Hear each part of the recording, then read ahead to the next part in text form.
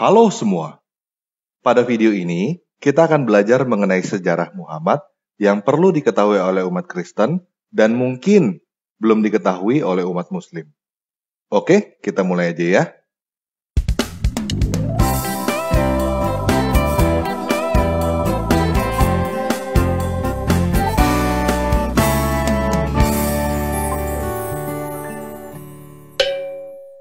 Nah, menurut tradisi, Muhammad lahir pada tahun 570 Masehi dari seorang ibu yang bernama Aminah di Mekah. Ketika berusia 40 tahun, Muhammad mendapatkan wahyu dari seorang malaikat yang disebut Jibril pada gua yang bernama Hira. Pada tahun 622, dia pindah dari Mekah ke Madinah. Peristiwa ini disebut hijrah dan umat muslim menghitung tahun mulai dari peristiwa ini. Kemudian, Muhammad berhasil mengislamisasi dan mempersatukan seluruh suku Arab.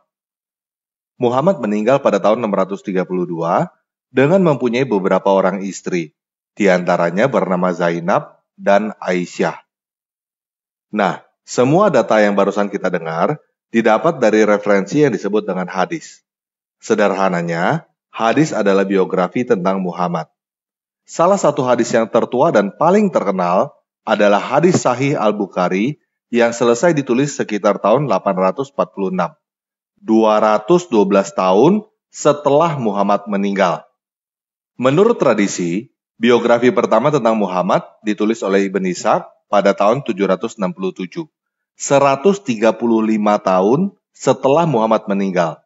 Namun, biografi ini hilang. Karya Ibn Ishaq diketahui karena ada dikutip oleh Ibn Hisham pada bukunya yang berjudul Sirah Nabawiyah, yang ditulis sekitar tahun 828, 196 tahun setelah Muhammad meninggal, dan At-Tabari yang ditulis sekitar tahun 915, 283 tahun setelah Muhammad meninggal. Nah, coba sekarang kita perhatikan. Seseorang yang dianggap nabi terbesar oleh umat muslim, mempunyai prestasi sedemikian besar, mendapatkan wahyu dari Tuhan, mempersatukan seluruh suku Arab, tetapi biografinya baru ditulis lebih dari 135 tahun setelah dia meninggal, dan ditulis berdasarkan cerita yang dikumpulkan dari rakyat. Ada yang aneh gak?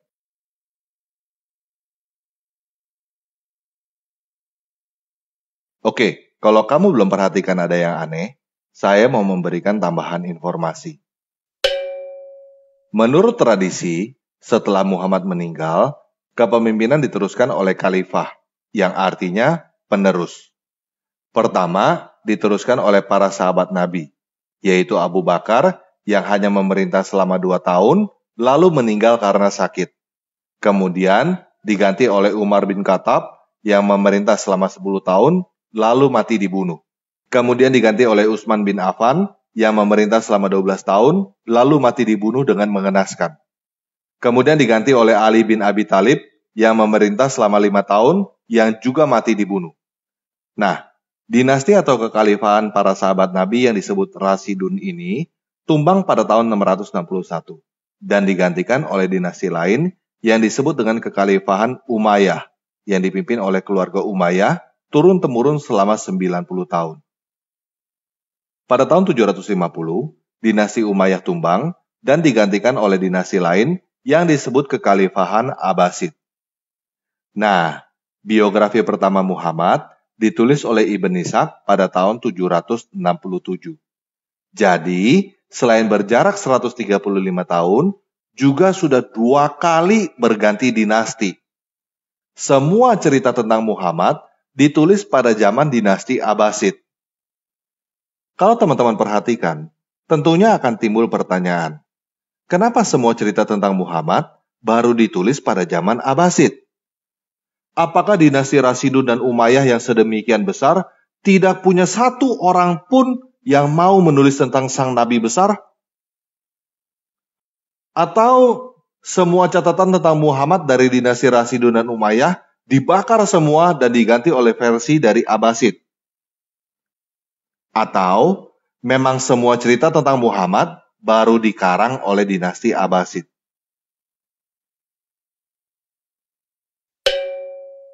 Nah, kalau kita kilas balik sejarahnya, persatuan bangsa Arab terjadi pada zaman Rasidun. Kemudian, wilayah kekuasaan mencapai puncaknya pada zaman Umayyah. Pada zaman Umayyah inilah terjadi Arabisasi. Bahasa Arab menjadi bahasa internasional.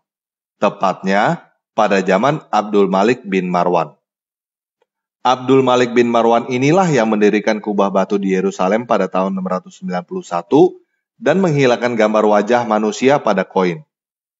Ayahnya Abdul Malik, yaitu Marwan, mempunyai ibu yang bernama Aminah, mempunyai banyak istri yang diantaranya bernama Zainab dan Aisyah. Apakah Marwan mempunyai nama ibu dan beberapa istri yang sama dengan Muhammad cuma kebetulan?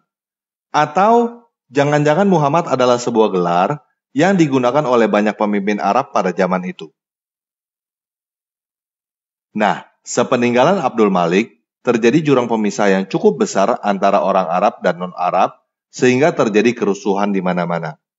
Kemudian, dinasti Abbasid mengambil alih dinasti Umayyah dengan menghilangkan jurang pemisah antara orang Arab dan non-Arab, disertai dengan propaganda sebagai keturunan pamannya Muhammad yang bernama Abbas. Pada zaman dinasti Abbasid inilah Islam berkembang dengan pesat, yang ditandai dengan maraknya hadis yang terbit. Dan selain itu, pada zaman Abbasid inilah Al-Quran juga dikanonisasi menjadi 7 versi qiraat atau 7 ahruf oleh Abu Bakar ibn Mujahid yang lahir pada tahun 859. Nah, sebagai tambahan informasi, di dalam hadis Sahih Al-Bukhari nomor 6, nomor 2756, nomor 4188, hadis Muslim nomor 3322, terdapat catatan mengenai surat Muhammad kepada Kaisar Romawi Heraklius. Di dalam hadis-hadis itu, tercatat Kaisar Romawi Heraklius mengenali Muhammad sebagai Ibnu Abu Kabsyah, artinya anak Abu Kabsyah. Dan di dalam terjemahan hadis Muslim yang saya dapatkan, jelas tertulis bahwa Ibnu Abu Kabsyah maksudnya adalah Rasulullah atau Muhammad itu sendiri. Nah, sebelum adanya dinasti Rasidun, ada seseorang yang bernama Iyas ibn Kabisah yang menjadi gubernur di daerah Al-Hira. Al-Hira terdengar mirip ya dengan Gua Hira. Al-Hira ini sekarang bernama Kufah di Irak. Dulu, Al-Hira ini adalah ibu kota kerajaan Lakhmid sebelum Islam dan ibu kota dinasti Abbasid. Iyas ibn Kabisah artinya adalah Iyas anak Kabisah, dan dia adalah orang Arab dari suku Tayaye. Kemungkinan besar, Iyas ibn Kabisah ini adalah pemimpin Tayaye, dan sering disebut yang terpuji. Yang terpuji Iyas ibn Kabisah, dan yang terpuji itu bahasa Arabnya adalah Muhammad. Tetapi yang menarik adalah, Iyas ibn Kabisah ini adalah orang dinasti Persia Sasanid. Dia adalah gubernur dan hidup pada zaman Kaisar Heraklius. Jadi, tidak heran bila dia menulis surat kepada Kaisar Heraklius. Namun, dia tidak lahir di Mekah dan dia adalah seorang Kristen. Jadi, ada kemungkinan Muhammad itu adalah sebuah gelar yang artinya terpuji yang dipakai oleh banyak orang. Mulai dari Iyas ibn Kabisah, Marwan, Abdul Malik, dan lainnya. Seperti halnya Firaun, yang juga adalah gelar yang dipakai oleh banyak pemimpin di Mesir zaman dulu. Dan mungkin aja, pada zaman dinasti Abbasid, semua cerita rakyat tentang siapapun yang mempunyai gelar Muhammad, entah itu Iyas ibn Kabisah, entah itu Marwan, entah itu Abdul Malik, dikumpulkan dan dibukukan menjadi yang kita kenal dengan sebutan hadis. Mungkin aja para pengarang hadis itu awalnya hanya bertujuan untuk mengumpulkan dongeng atau komik seperti halnya Marvel dan DC. Namun, cerita-cerita tersebut diterima dengan luar biasa dan dianggap sebagai kebenaran sampai sekarang.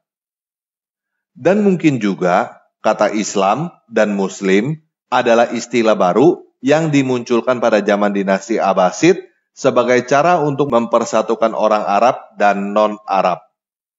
Semua ini masih kemungkinan,